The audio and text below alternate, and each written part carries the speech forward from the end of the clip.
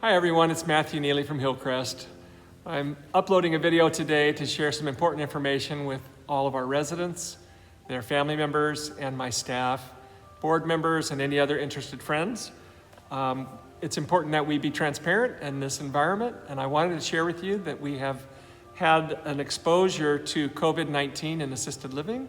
We're not sure whether the exposure has led to a positive case there or not.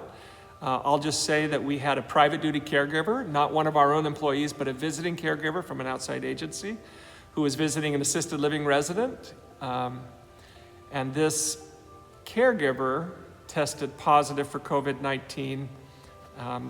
Since becoming symptomatic, that person has not returned to our campus, but did have some interaction with a resident. So we're going to be testing that resident.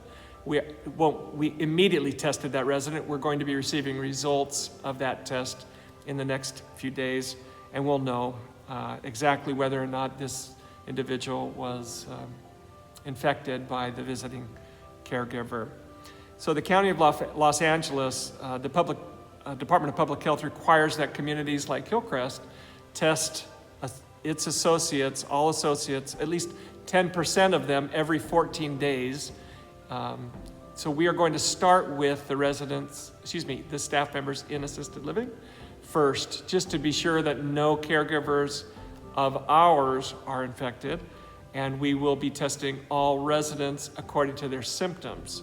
So residents who have no symptoms won't be tested unless one person, either staff or resident, tests positive. Then we will test 100% of all residents and staff in the affected areas every 14 days. And that's all areas outside of the skilled nursing environment. The second event or matter I want to share with you is actually a positive case of COVID-19. We had a resident in our skilled nursing center that needed to go to the hospital. We conducted a COVID test prior to their going to the hospital, which came back negative. They remained 18 days at a local acute hospital and the individual was readmitted into our skilled nursing center. The test results from the admission, we test every single resident upon readmission or upon admission into our skilled nursing environment. And so the test results of that individual's readmission came back positive. And we later found out that this resident had been exposed to somebody in the acute hospital during their stay. It's very unfortunate, and I have to say very disappointing to all of the staff and the residents who have done so much to keep COVID out of our community. But nevertheless, these are the days that we live in. And we have prepared ourselves for this. We have all of the supplies we need. The staff have been trained, and we are going to see our way through it.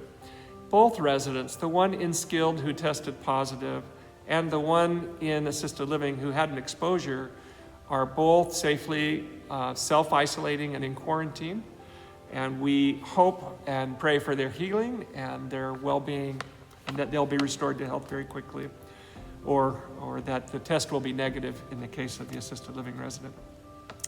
So with that, I would say that the skilled nursing center regulations are a little bit different than the rest of campus, because that is the most vulnerable population. The state or the county health department requires that we test all residents and all staff in the skilled nursing environment every 7 days, which we're initiating now. So I just would say thank you to all of my caregivers and nurses and administrators and departments who are serving each day in these environments to help our residents remain safe. Our highest priority now is to contain the spread of this infection and to be sure that our residents and associates are safe by following the protocols that we've put in place. So I wanted to share that with great transparency. I still think it's a fantastic success that we've been COVID-free for 5 months together. And now that we have one case in our skilled nursing center and a possible case in assisted living, we're going to do what we need to do to see things right. So with that, I share again my thanks and bid you a very great day. If you have any questions, please feel free to call me, send me an email, or or a note. Or you could also call Sue Fairley in skilled nursing, who's our Vice President of Health Services. Thank you, and have a great day.